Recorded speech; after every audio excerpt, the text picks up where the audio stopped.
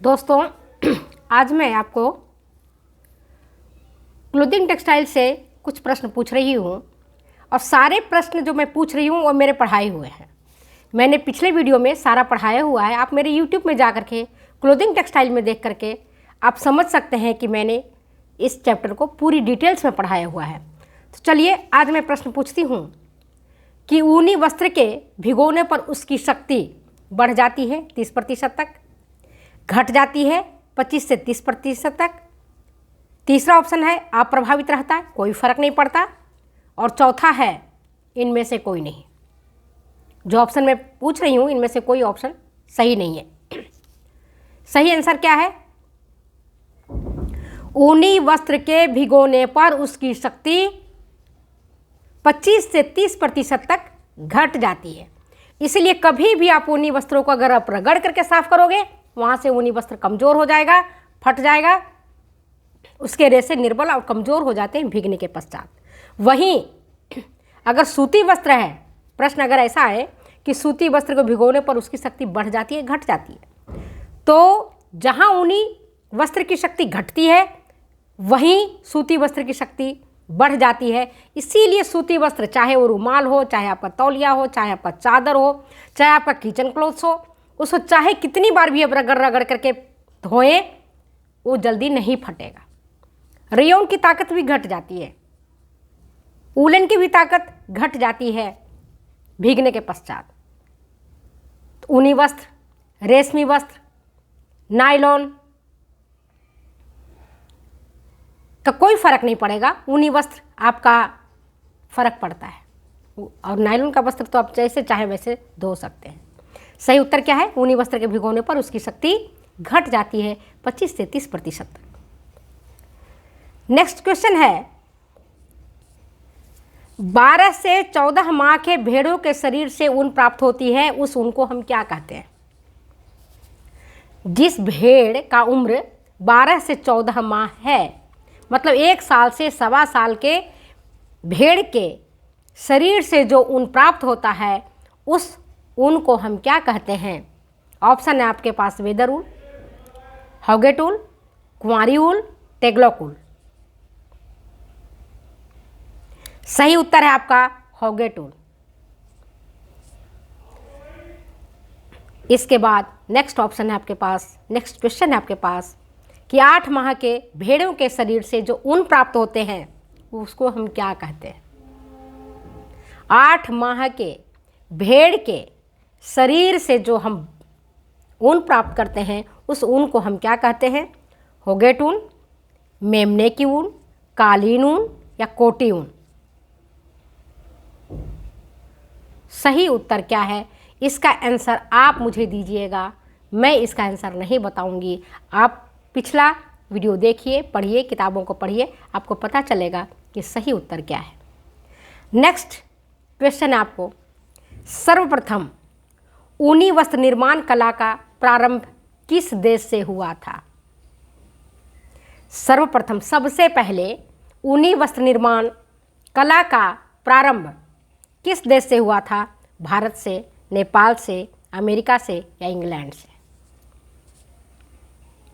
सही उत्तर क्या है? सही उत्तर है इंग्लैंड।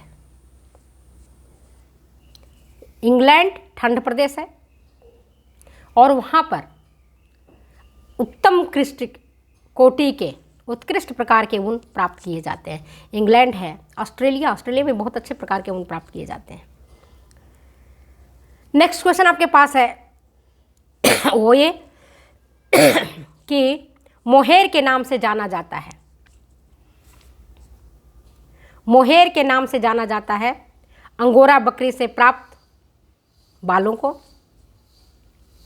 विक्यूना के बालों से प्राप्त ऊन को, कश्मीरी, तीसरा ऑप्शन है कश्मीरी बकरी से प्राप्त बालों को, और चौथा इनमें से कोई नहीं।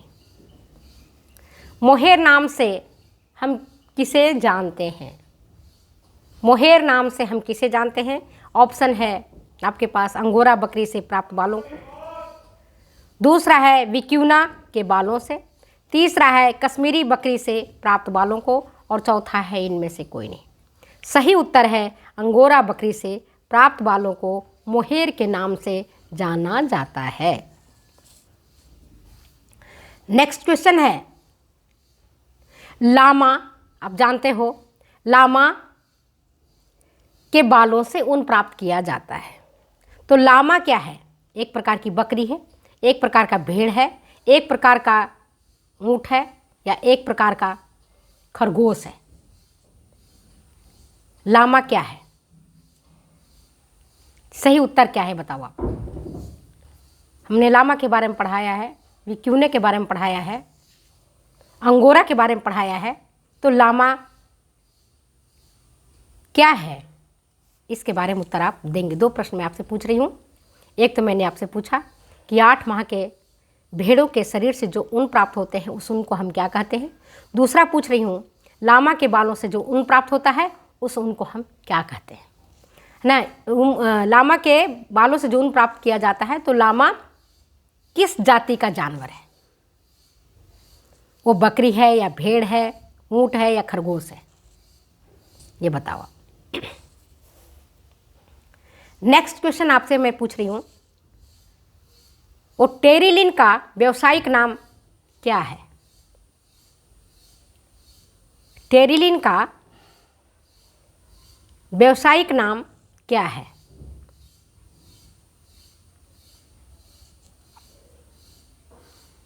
और टेरिलिन का सर्वप्रथम उत्पादन किस देश ने किया? आप तैयारी कर रहे हो एग्जामिनेशन की, तो आपको ये चीज़ पता होनी चाहिए कि टेरिलिन का उत्पादन किस वर्ष में, किस देश में सबसे पहले हुआ, और उसका नाम, व्यावसायिक नाम क्या पड़ा। किस नाम से, कॉमर्शियल नेम उसका क्या था, और किस नाम से वो बेचा जाने लगा। नेक्स्ट क्वेश्चन आपके पास, इस क्वेश्चन के भी आंसर आपको देने हैं। ठीक है, पता चलता है कि आपकी तैयारी कितनी अच्छी है। नेक्स्ट है वॉश एंड वियर वस्त्र बनते हैं। वॉश एंड वियर वस्त्र बनते हैं। धोती है वॉश एंड वियर का, साड़ी है वॉश एंड वियर का। तो किससे बनता है वो? पहला ऊन और कपास से, दूसरा है कपास और नायलॉन से, तीसरा है डेक्रोन और नायलॉन से, और चौथा है कपास और डेक्रोन से। किससे बनता है wash and wear dhoti? Wash and wear कहते हैं ना, वॉश एंड वियर कपड़ा है। आप मार्केट में जाओ तो आपको कुर्ता दिखाएगा कि वॉश एंड वियर है, आप धो और तुरंत पहन लो। धोती खूब बिकती थी। हम अपने पिताजी के साथ जाते थे दुकान पर, तो दुकानदार निकालता था, मास्टर साहब, मेरे पिताजी टीचर थे, तो कहते थे मास्टर साहब आपको वॉश एंड वियर वाली धोती दिखाऊं, खूब टिकाऊ भी होगी, इसको संभालना भी आपके लिए आसान होगा, धोना भी आसान होगा, थोड़ा सा टीनो पाउडर लगाएंगे या नील लगाएंगे तो बिल्कुल एकदम ताजगी लिए हो रहेगा। दुकानदार बताता था मुझे, इसलिए मुझे वॉश एंड वियर की याद है। तो वॉश एंड वियर वस्त्र किससे बनते हैं? ऊन और कपास से, या फिर डेक्रोन और नायलॉन से, या कपास और डेक्रोन से। कैसे बनता है? देखो, वॉश एंड वियर वस्त्र जो बनते हैं वो बनता है कपास एंड डेक्रोन से। डेक्रोन जो टेरिलिन का व्यावसायिक नाम है, जिसकी सबसे पहले सन 1951 में अमेरिका की ड्यूपॉन्ट कंपनी ने इसका निर्माण किया था, और जब बृहत स्तर पर इसका उत्पादन किया जाने लगा तो अमेरिका इसको बेचने का काम किया और इसको डेक्रोन के नाम से बेचा जाने लगा। हम बहुत छोटे थे, सन 70-75 की बात है। तब गांव में जो मोटवाहा होता है कंधे पर कपड़े ले करके बेचता था, डेक्रोन की साड़ी ले लो। तब नायलॉन नहीं बोलता था, वो टेरिलिन नहीं बोलता था कि नहीं डेक्रोन की साड़ी ले लो, डेक्रोन की साड़ी ले लो। डेक्रोन के नाम से गांव गांव तक जा कर के, रिमोट एरिया में जा कर के वो साड़ी को बेच के आता था। तब इसकी कीमत भी 15-20 रुपये ही हुआ करती थी। कुछ मुझे ध्यान है थोड़ा, उस समय मैं 10th 11th में थी। तो डेक्रोन की साड़ी कह करके मेरी चाची, मेरी माँ सब जाती थी देखने के लिए कि किसकी साड़ी है, तो डेक्रोन की साड़ी है, बहुत आसानी से आपको धुल जाएगा, सुखाने उखाने में कोई परेशानी नहीं होगी, ऐसे करके वो साड़ी बिकती थी।